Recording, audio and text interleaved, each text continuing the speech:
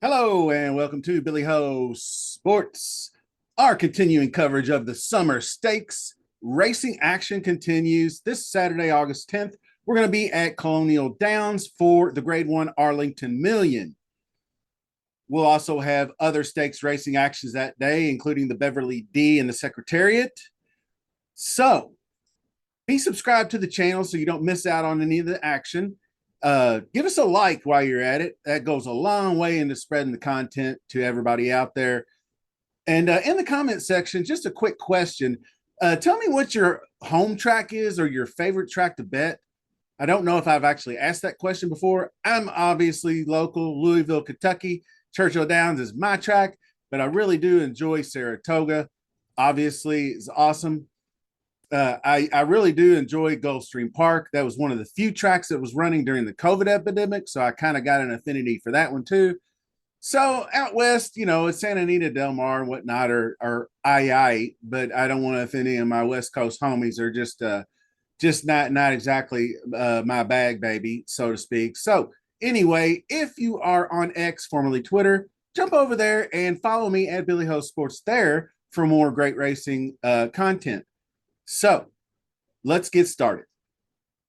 Okay, race number 11, Grade 1 Arlington Million, going 10 furlongs on the turf for 3-year-olds and upward. We start with number 1, Integration, trained by Shug McGahee, ridden by Kendrick Carmouche. The winner of the $1 Million Preview at Colonial. This one is kind of a horse for the course, technically. Two-time winner last fall in the Virginia Derby and broke his maiden for $60K. So that is a consideration, second in prime power, but you can see the big gap I've mentioned in previous videos. If you've watched, I look for gaps of 8 to 10 or more to start paying attention to a real big, heavy favorite. Well, that's almost 20. So that tells you how much of a favorite Nation's Pride's likely to be, but that's okay. Sometimes favorites get beaten. So Integration is definitely one that could do that. 5th place in the PWC at Gulfstream Park early this year in Grade 1 competition. Shug took 3 cracks at it. Maker's Mark, Turf Classic. That's the Old Forester. Ran a decent 4th, I'd say. Went up against Naval Power, Program Trading, Web Slinger, all top-notch competition in that race. Was pretty competitive. Came up the gut down the stretch and just missed the show behind Web Slinger. So Web Slinger turned around, as you can see, if you don't know, just a little handicapping 101. When you see these horses in italics, like I'm very busy here, Program Trading, it means they won their next race. So that's what they call a key race a lot of times. So coming out of a key race, he obviously wins this one. One going away by 6, but it was just really a ridiculously cheap 3-horse race. I think it was just kind of a prep, maybe just to cash a check or whatever. But we'll move on to number 2, which is Ancient Rome, trained by Charlie Hills. Jamie Spencer rides. This one ships in from Great Britain and ran 2nd in the Anne Cowley Memorial Summer Mile at Ascot on July 13th. 5-year-old has made over $1.5 million in his career. Solid finishes down the board, you can see. And so I would equate him to a really good, you can see this win. They call them groups over there, but I just equate them the same, graded groups. So probably a decent group 2, but strong group 3 contender is what I would rate Ancient Rome at, but probably I'd say 5 or 6 out of 6 in this field if you wanted to rank them. Sired by Warfront, 5-year-old. So moving on to number 3 is Shoy. And this one is trained by Mike Maker. And we'll have Julian Leparoux riding once again. Really, really solid season so far. The 7-year-old has won his first 4 races, including the Grade 3 Louisville Stakes, front running 12 furlong win, holding tough down the stretch. He's hit the board in 19 of 28 starts. The second place in the Corleywood was behind Webslinger. That's a quality horse that we just discussed.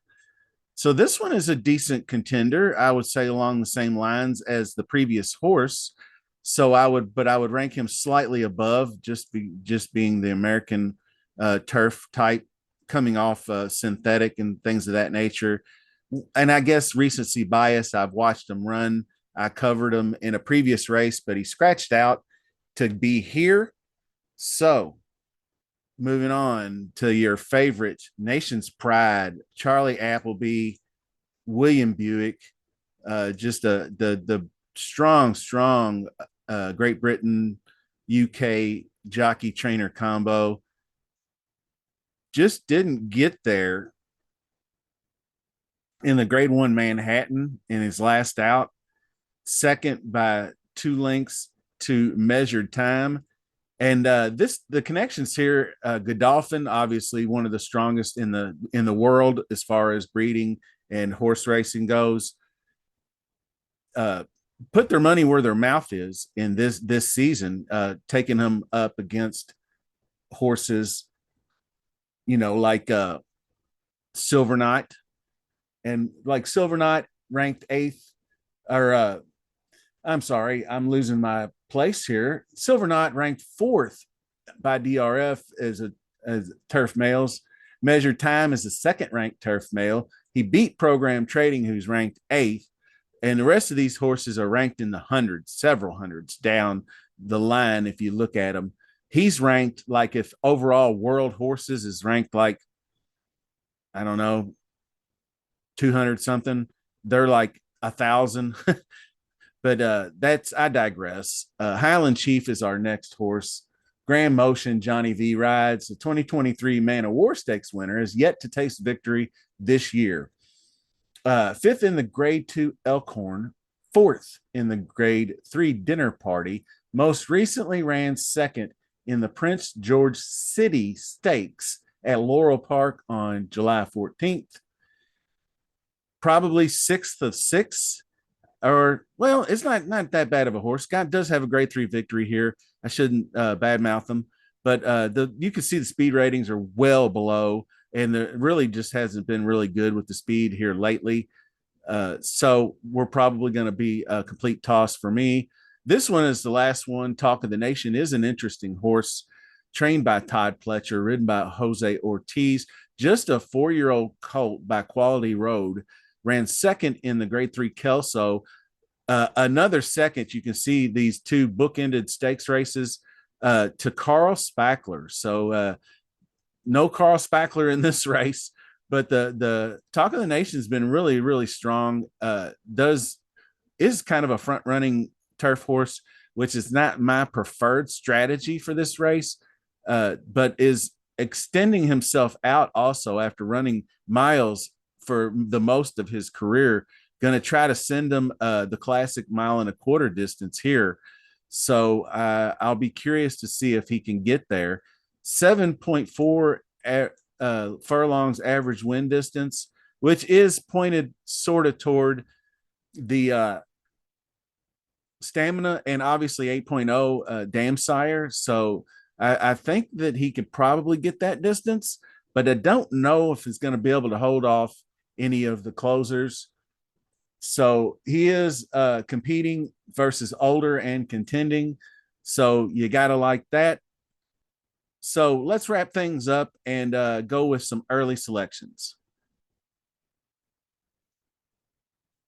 Okay, so early leans, it's got to be Nation's Pride, then a big gap. Then you got Talk of the Nation, Integration, and Shoy. So I think those 3 underneath are all pretty closely matched. Might give a slight edge to Talk of the Nation, but Shoy is interesting as well. I think I could toss the rest. Probably won't be much of a bettable race, though, but hopefully fun to watch.